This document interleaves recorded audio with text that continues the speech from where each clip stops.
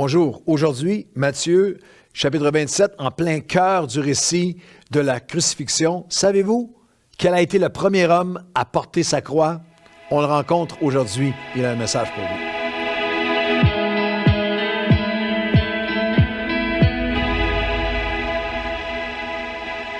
Bonjour à tous et bienvenue à votre café matinal. Dans notre lecture aujourd'hui, Matthieu, chapitre 27, en plein cœur du magnifique et puissant récit de la crucifixion, de la mort de Jésus. Dans notre lecture aujourd'hui, nous arrivons à la journée la plus sombre de l'histoire humaine. La crucifixion de Jésus. Golgotha nous rappelle jusqu'où l'homme peut aller dans son aveuglement, dans sa méchanceté, dans le péché, mais aussi jusqu'où Dieu est allé pour nous racheter, pour pardonner, pour restaurer, pour réconcilier l'homme avec lui-même. Chaque pas que Jésus a fait jusqu'à la crucifixion, dans ce chapitre 26, 27, 28, chaque pas de Jésus vers la croix disait « Je t'aime » à chaque être humain de l'histoire jusqu'à toi et moi. Il y a plusieurs noms, prénoms et noms assez connus dans ce chapitre 27, dans le récit de la crucifixion, même par ceux qui ne suivent pas le Seigneur, qui ne sont pas religieux, qui ne suivent pas les évangiles, ne sont pas chrétiens, mais peut-être même le sont un peu historiquement ou au niveau culturel. Il y a plusieurs noms assez connus dans ce chapitre. Bien sûr, le nom de Jésus, le nom au-dessus de tout nom, mais il y a d'autres noms qui sont connus. De façon infâme pour certains, Judas Iscariote, il y a qui est très connu, Ponce Pilate, Barabbas, celui ils ont eu à choisir entre Barabbas et Jésus, ils ont libéré le criminel Barabbas. Il y a Marie qui est là dans le chapitre. Au pied de la croix, il y avait 3 Maries.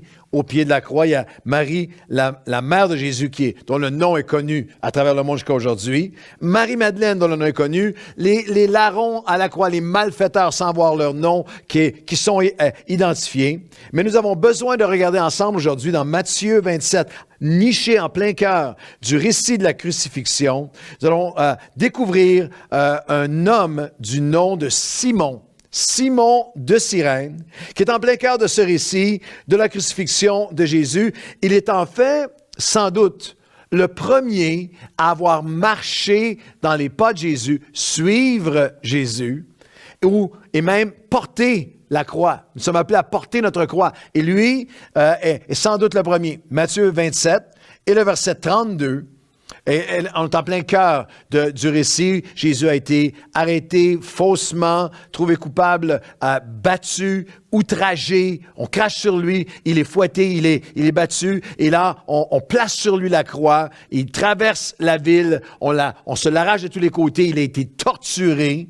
Et au verset 32, lorsqu'ils sortirent, ils rencontrèrent un homme de Cyrène appelé Simon et ils le forcèrent à porter la croix de Jésus jusqu'à arriver au lieu nommé Golgotha.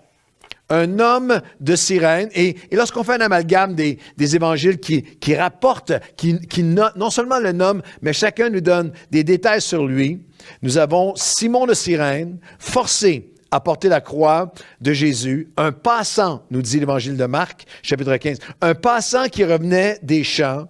Ils le chargèrent de la croix pour qu'il marche derrière Jésus, qu'il le suive. Simon de Cyrène, un passant qui sortait des champs, père de Alexandre et de Rufus. Notre titre aujourd'hui, c'est Simon, Alexandre et Rufus.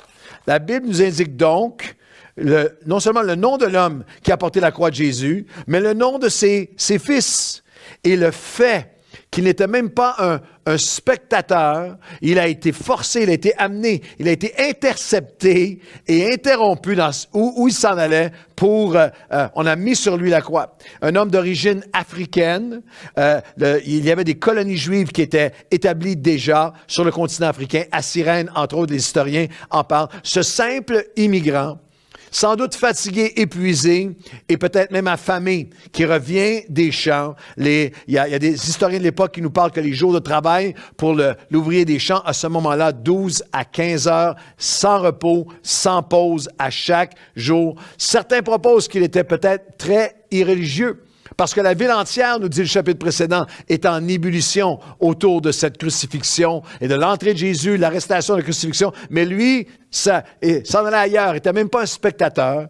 Et cet homme, le premier sur lequel on a mis la croix, et littéralement alors que le genou de Jésus fléchit, lui marche derrière. Il n'est pas là par hasard, il n'y a rien dans ce récit qui est au hasard. Il a un message important pour nous. Cet homme, ce simple immigrant épuisé, fatigué, qui marche et porte avec Jésus la croix, qui marche derrière le Sauveur, nous rappelle 3 dynamiques importantes de cet appel, nous aussi, à porter la croix de Jésus, ce que j'appelle l'invitation, l'interruption et l'interception et l'impact et l'influence de porter notre croix. L'invitation de porter notre croix. C'était pas seulement cet homme qui va physiquement porter la croix, mais à travers les évangiles, Jésus lui-même avait appelé. Je regarde à quelques chapitres précédents dans Matthieu, chapitre 16, mais alors qu'il y a une grande déclaration, Pierre dira, tu es le Christ, le Fils du Dieu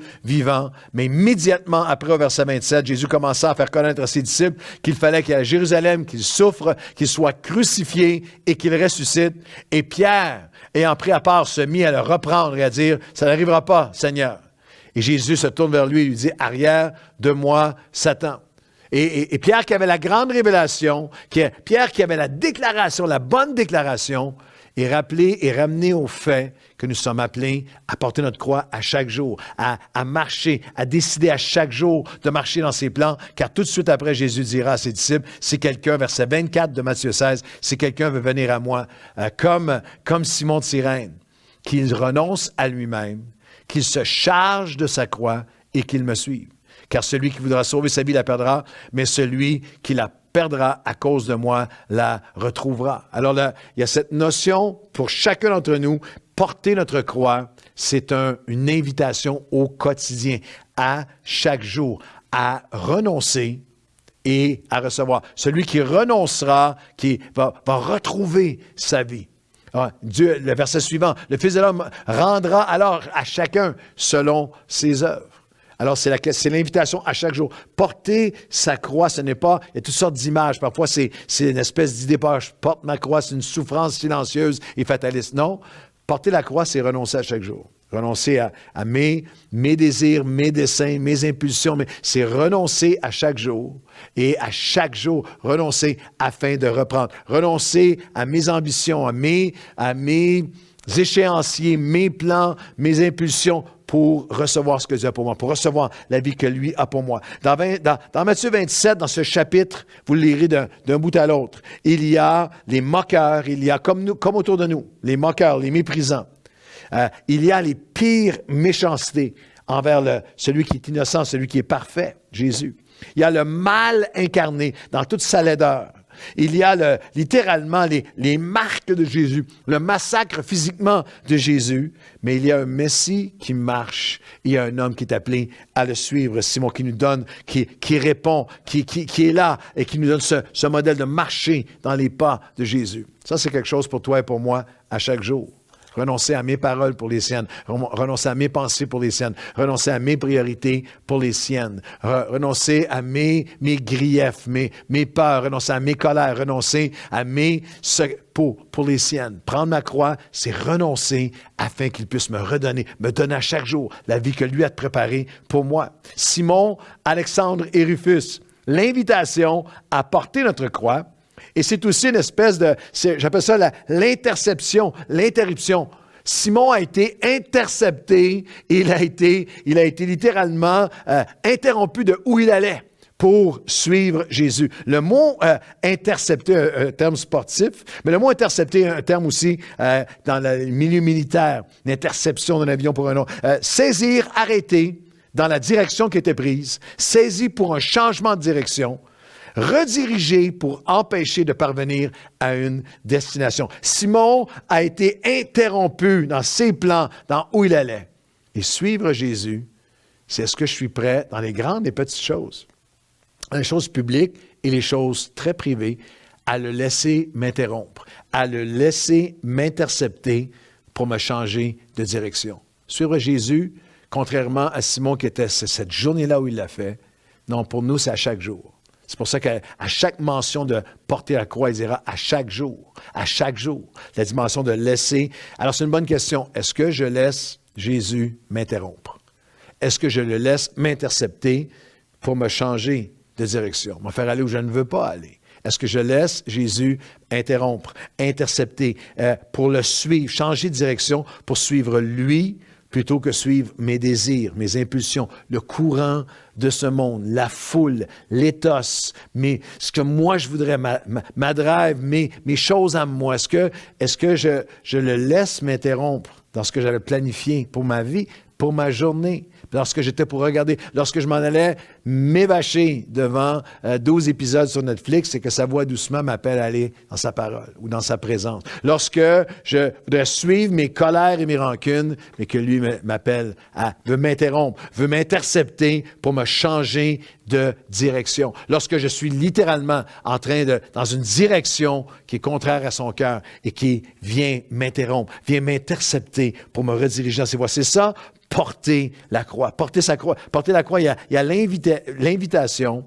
il y a l'interception, l'interruption. Je terminerai avec ceci. Il y a l'impact et l'influence lorsque nous portons notre croix. C'est quand même assez particulier que non seulement nous avons le nom de cet homme Simon de Cyrène, nous savons qu'il revenait des champs, nous savons qu'il a marché dans les pas de Jésus, portant la croix, mais l'Évangile de Marc, chapitre 15, prend la peine de nous dire, l'Esprit de Dieu inspire Marc à nous dire qu'il était le père d'Alexandre et de Rufus. Et Romains, chapitre 16, verset 13, plusieurs décennies plus tard, l'apôtre Paul dira, « Saluez Rufus, le choisi, l'élu de notre Seigneur, un homme choisi du Seigneur. » La très grande majorité des théologiens sont unis pour croire que ce Rufus était en fait le fils de Simon de Cyrène.